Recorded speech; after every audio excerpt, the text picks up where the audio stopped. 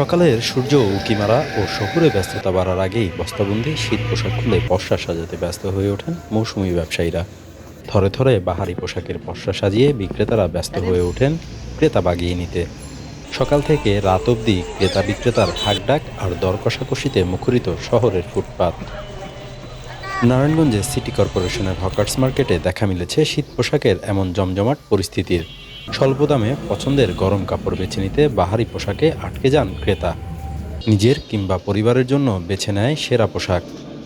দামে কম ও মানে ভালো হওয়ায় বিদেশি ব্যবহৃত এই পণ্যের দিকে ঝুঁকছে ক্রেতারা। আর মৌসুমে ক্রেতাদের বাগিয়ে নিতে প্রতিদিনই নতুন নতুন তাইওয়ান বা জাপানের থেকে আসা গরম কাপড়ের বেল বা গাইড খুলছেন বিক্রেতারা। শীতের তীব্রতা বাড়ার সাথে সাথে জমে উঠেছে শীত পোশাকের বাজার। দূর দূরান্তের পাইকাররা শীত পোশাকের বেল নিতে সকাল সকাল মার্কেটে আসছেন। তাদের কাছে শীত পোশাক বিক্রিতে ব্যস্ত সময় কাটছে পাইকারি বিক্রেতাদের।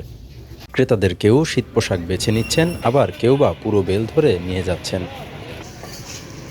মৌসুমী মোটামুটি ভালো শীত, ভালো ঠান্ডা পড়ছে। আল্লাহর রহমতে বেচাকেনি অনেকটা ভালো, আরও বছরের থেকে এবার ভালো। আমি নিচে পর্যন্ত প্রায় 30-35 বেল। সুবিধার এখান থেকে আপনার ভ্যারাইটিস আইটেম ছোট বড় সব সাইজের পাওয়া যাইতেছে।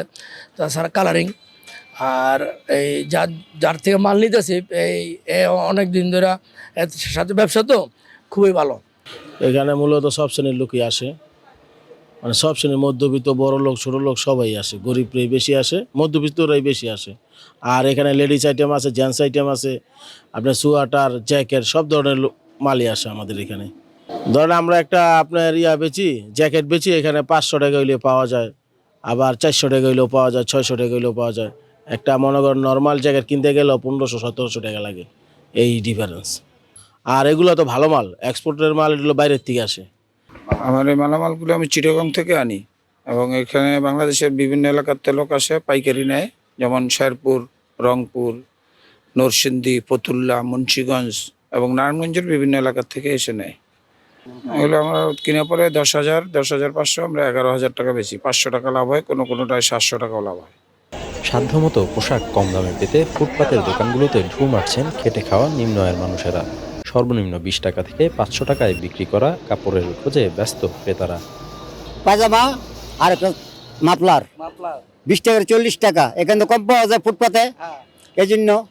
বাগে এটা 50 টাকা কিনছি, আর এটা 20 টাকা। মার্কেটে এটা 550 টাকার কমে কিনুন যেত না এই প্যান্টটা। আর এইটা 100-200 টাকা তো নিতই, দোকানে ঝুলাই রাখতো। এখানে ফুটপাতে ভালো জিনিস পাওয়া যায়। এই 20 টাকা করে দিয়ে দিছি। এখন কারণ শীত পড়ছে, গরিব মানুষ কিনতে পারে না, তাদের জন্য আমি এখন 20 টাকা করে দিয়ে দিছি। আমার কাছে 27 রকমের মাল থাকে। জ্যাকেট আছে, তারপরে আপনার সুইটার আছে, তারপরে বেবি স্যুট আছে, তারপরে আপনার প্যান্ট আছে, তারপরে আপনার বেলভেটের মাল আছে। এগুলি মিলে 7 পদের মাল আমি 20 টাকায় করে দিয়ে দিছি। 100 টাকার জ্যাকেটও 20 টাকায় দিছি।